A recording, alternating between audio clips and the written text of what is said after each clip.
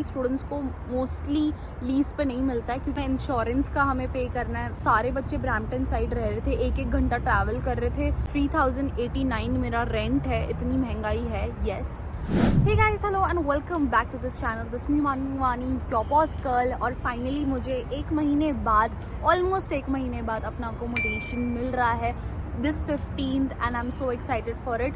हमने घर लीज किया है and I will tell you everything about it, क्योंकि मैं स्टार्टिंग में एयरबीएनबी में रह रही थी एंड यहाँ का अकोमोडेशन का सीन भी आप लोगों से बहुत टाइम से शेयर करना है। बहुत सारे लोग कमेंट्स कर रहे हैं कि एग्जैक्टली करंट सिनेरियो चल क्या रहा है कनाडा में अकोमोडेशंस का। एंड टू बी ऑनेस्ट, मैं जब से आई हूँ तब से मैंने रेंटल्स ट्राई किए हैं। ईजिली अगर आप कोई रूम देख रहे हो तो आपको मिल जाता है फेसबुक मार्केट पे, और जब आप यहाँ पे आते हो तो you can definitely go and visit. आप जाके विजिट करके फाइनलाइज कर सकते हो। बट मुझे एक थोड़ा अच्छा सोल्यूशन चाहिए था। यहाँ पे बेसिकली होता ऐसा है, कोई ना कोई किसी ना किसी को फ्लैट लीज पे लेना पड़ता है। अब सपोज 2 लोगों ने लीज पे ले लिया घर एंड अब वो बाकी रूम्स अपने हिसाब से रेंट पे चढ़ा रहे हैं, बट लीज पे किसी ना किसी का तो नाम होता ही है। So obviously as a student मैंने बहुत चैलेंजेस फेस किए, क्योंकि स्टूडेंट्स को मोस्टली लीज पे नहीं मिलता है, क्योंकि लीज पे आने के लिए आपको अपना इनकम प्रूफ और सब कुछ बहुत सॉर्टेड रखना पड़ता है। अब आप बोलोगे कि आपके पास जीआईसी, आप जीआईसी से भी ले सकते हो।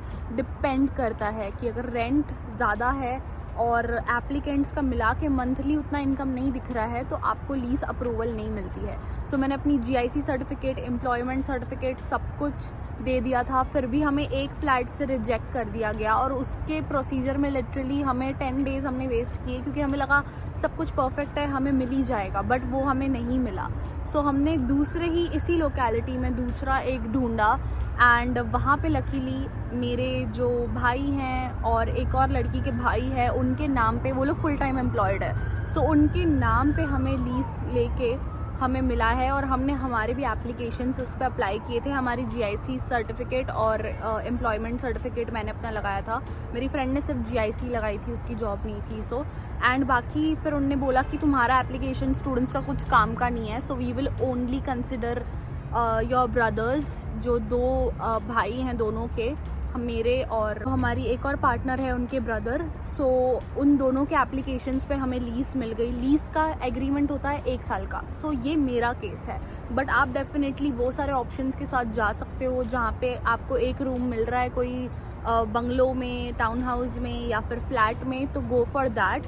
बट बेसिकली ऐसा होता है ना, जो लीज पे लेता है वो थोड़ा ज़्यादा चार्ज करता है सामने वालों से, क्योंकि उसने इतना झंझट किया होता है, सब कुछ प्रोसीजर की होती है और बहुत ज़्यादा इसमें है। अभी मैं इंश्योरेंस का हमें पे करना है, इंश्योरेंस लिया है मैंने फ्लैट के लिए, वो कुछ $20 का कॉस्ट आता है। प्लस आपको फिर लोग ढूंढने पड़ते हैं अगर आप लीज कर रहे हो। अगर आप रेंट कर रहे हो तो आप सिर्फ सिंपली जाते हो, दूसरे के घर सेटअप होता है और आप चले जाते हो। बट मुझे इसी एरिया में इनके क्लोज ही रहना था, मेरे नोन्स के, तभी हमें लीजिंग बेस्ट ऑप्शन लगा फॉर अ लॉन्ग टर्म, क्योंकि मेरी जॉब भी यहीं पे है। So that was the best option for us. और अब चलते हैं मेरे एक्सपीरियंसेस पे कि यहाँ पे कॉस्टिंग क्या चल रही है एरिया वाइज और अकोमोडेशंस का क्या सीन है कनाडा में। उससे पहले मैं बताना चाहती हूँ कि अगर आप इंडिया में, अगर आप ऑलरेडी यहाँ पे सेटल्ड हो और आपको पैसे घर पे भेजने हैं, so the best solution for you, you can use Pay Penny. It's so simple. And आप कभी भी भेजते टाइम यही सोचते हो कि पैसे फालतू के ट्रांजैक्शन फीस लगेगी, बट पे पेनी में कोई भी ट्रांजैक्शन फीस नहीं है। Give you the best exchange rates. अगर आप गूगल पे भी कंपेयर करोगे तो भी उससे भी ज़्यादा आपको बेस्ट एक्सचेंज रेट्स मिल रहे हैं। मतलब आपके जब पैसे कन्वर्ट होके इंडिया जाएंगे तब आपको ज़्यादा मुनाफा होगा उससे। एंड 24/7 इनकी सर्विस है सपोर्ट टीम की। सो that's the best thing I think, कि अगर आपको कोई भी इनकन्वीनियंस हो, you can just reach them out. और आप रेफ़र कर सकते हो लिंक, और आप अर्न भी कर सकते हो।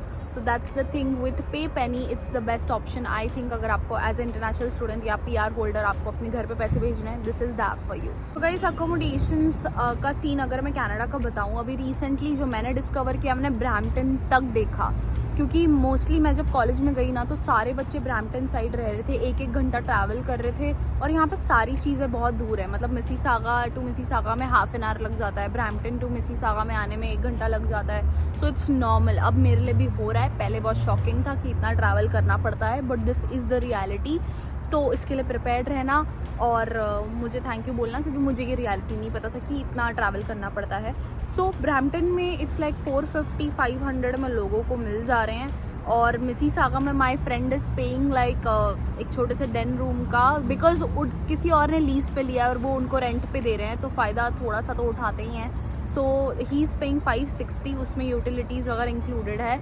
अब मेरा वाला जो है, हम इतने लोग नहीं रख रहे हैं, 2 BHK है, 5 लोगों का डिसाइड किया है। सो उसके हिसाब से 600 कमिंग, 3089 मेरा रेंट है। इतनी महंगाई है। येस, एज अ स्टूडेंट आपको ये एक्सपेक्टेशंस नहीं रखनी कि मैंने भी सोचा था मैं 450 से ज़्यादा तो दूंगी ही नहीं, बट आपकी कन्वीनियंस फिर मैटर करता है, लोग मैटर करते हैं। अगर आपको किसी और के फ्लैट में जाओगे तो उनके हिसाब से एडजस्ट करना पड़ेगा, या फिर प्राइवेट रूम। ब्रैम्पटन में मुझे प्राइवेट रूम भी 650 में ऑप्शंस मिल रहे थे, बट अगर आपका कॉलेज ब्रैम्पटन में है तो इट्स रियली गुड कि वहाँ पे घर भी कंपैरेटिवली चीप है और कॉलेज भी वहाँ पे है, सो गो फॉर इट।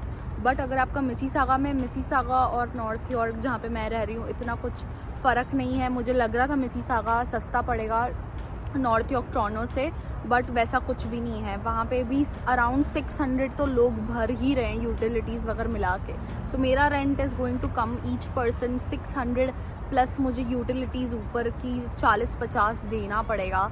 मुझे बताना कमेंट्स में अगर आपको देखना है फ्लैट। जब मैं अभी शिफ्ट होंगी तो डेफिनेटली उसको फर्निश्ड, अनफर्निश्ड है तो फर्निश्ड भी करना पड़ेगा, तो उसके भी खर्चे हैं। आपको मैट्रेस लेना पड़ता है, सब करना पड़ता है, क्लीनिंग स्टाफ, कर्टन्स, क्या मुझे बहुत सारे एक्सपेंसेस अभी रियलाइजेशन हो रहा है कि अगर आप यहाँ पे आए हो तो अनएक्सपेक्टेड मिसलिनियस खर्चे जो आपके कंट्रोल में भी नहीं है वो होने ही वाले हैं। सो ये मेंटली प्रिपेयर होके आना कि इट इज़ वेरी एक्सपेंसिव। जो लोग पहले 450-400 में शेयरिंग में रह रहे थे, अब तो वो मुझे ऑप्शंस ही नहीं मिल रहे हैं, और जो रह भी रहे हैं उसमें कुछ ना कुछ इश्यूज़ हैं। कुछ छोटा है, कोई बेसमेंट है, तो बेसमेंट में रहना इज़ नॉट दैट कन्वीनियंट क्योंकि आवाज़ बहुत आती है, धप धप।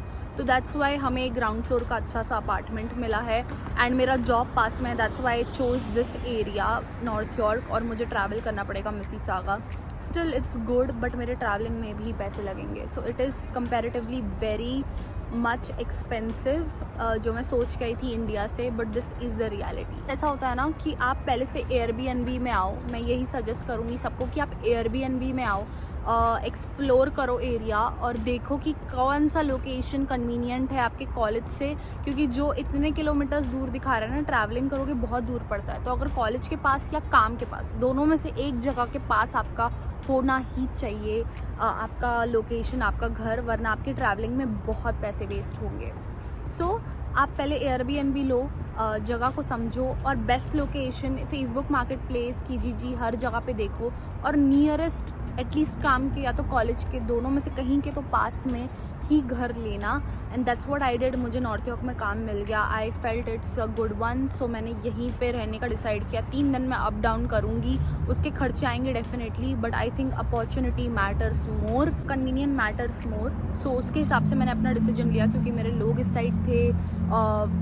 अच्छा लगता है जब आप अपने लोग भी आप बहुत अच्छे से सोच समझ के रहना। अगर आप इतना पे कर रहे हो, सब कर रहे हो, काम से वापस आ रहे हो, लोग अच्छे होने बहुत ज़रूरी हैं। सो दैट्स वाई मुझे ये थोड़ा टफ डिसीजन लेना पड़ा कि ट्रैवलिंग करनी पड़ेगी 2 घंटे की आना जाना, but at the end it's convenient for me. Mentally मैं खुश रहूँगी अपने लोगों के वॉकिंग डिस्टेंस पे ही काम है, सो एटलीस्ट एक साइड से मेरे खर्चे बच रहे हैं। मैं ये भी सजेस्ट करना चाहती हूँ कि गाइज, मेरा भी बहुत मन है कि मैं अच्छा बड़ा घर का भी जैसे जिस घर में मैं अभी हूँ, it's like a town house.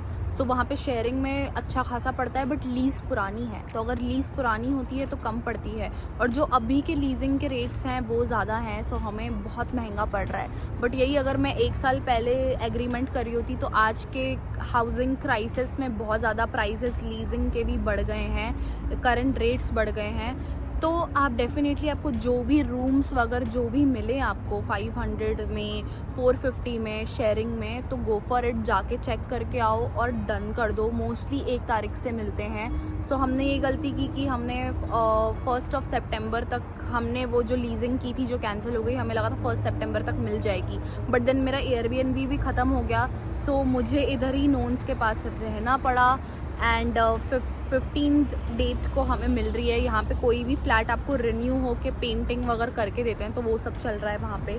So that is what is happening, and काफ़ी ज़्यादा 15 डेज़ मेरे ढूंढने में और लीजिंग करने में बहुत टाइम चला गया, इट्स अ लॉन्ग प्रोसेस। तो कंक्लूजन इतना ही है कि प्राइजेज आर रियली हाई। आपको जो भी 500, 450, 550 में अच्छे लोगों के साथ अच्छा लोकेशन अगर आपको मिले so just go for it. And I would suggest कि बाद में जब आपके फ्रेंड्स बन जाए तब आप एक टाउन हाउस वगैरह साथ में, जब आप थोड़े सेटल डाउन हो जाओ, आपके पास अर्निंग्स के स्लिप्स आ जाएँ, सब आ जाएँ, तो एक लीजिंग करके बाद में घर आप ले सकते हो। टाउन हाउस टाइप स्कारब्रो वगैरह में स्टिल कन्वीनियंट प्राइजेस पे मिलता है कंपैरेटिवली, तो वो आप बाद में प्लान कर सकते हो। बट अभी फ़िलहाल कोई भी रूम आपको रेंटिंग के लिए टेम्पररीली मिले कुछ कितने भी महीनों के लिए, just go for it, it's the best.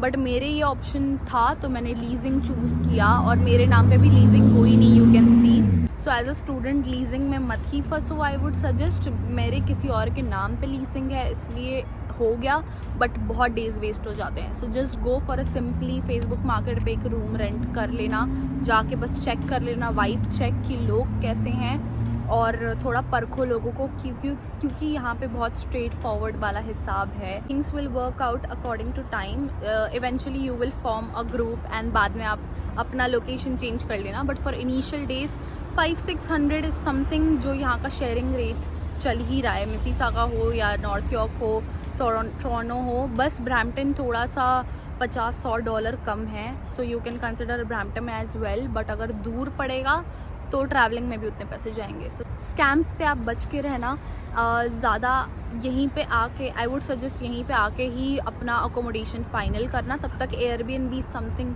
जो आपको डेफिनेटली कंसिडर करना चाहिए। मेरा आपने एयरबीएनबी का व्लॉग देखा ही होगा, जाके देख लेना अगर प्राइसिंग और आपको देखना है कि कैसा एक्सपीरियंस था। इट वाज़ गुड, मैं वहाँ पे इतना रही नहीं थी but it was the best decision कि मैंने वो टेम्पररीली रहा वहाँ पे एंड एक्सप्लोर किया बाकी चीज़ें, और अब जाके फाइनलाइज कर रही हूँ अपनी जगह।